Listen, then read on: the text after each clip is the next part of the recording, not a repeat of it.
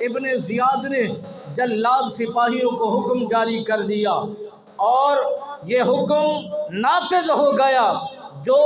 فرزند امام مسلم جہاں پر بھی ہے انہیں تلاش کیا جائے،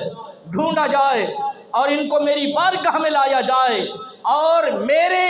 دربار میں پیش کیا جائے۔ ابن زیاد نے یہ پیغام عام کیا کہ ڈھونڈا جائے، جلاد سپاہی تلاش کر رہے ہیں، ڈھونڈ رہے ہیں کہ کہیں ملیں، انعام ملیں گے، تحائف ملیں گے، تحفے ملیں گے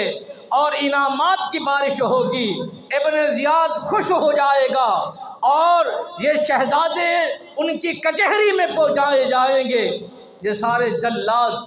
مارے مارے پھر رہے ہیں۔ ایک تو امام مسلم بن عقیل کا قتل عام کرنے کے بعد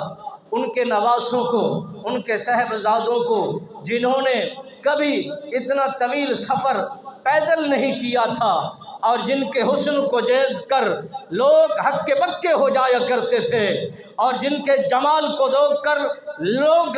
دیکھ کر حیران ہو جایا کرتے تھے، نفیس گھرانے سے ہیں، بڑے امیر گھرانے سے ہیں، یہ تو چال بھی سیدھی سی نہیں چل سکتے، انہیں تو چلنا بھی نہیں آتا۔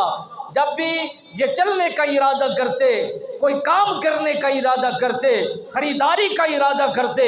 امام مسلم بن عقیل اپنے شہزادوں کو ایک کاندھے پر ایک کو بٹھاتے، دوسرے کاندھے پر دوسرے شہزادے کو بٹھا کر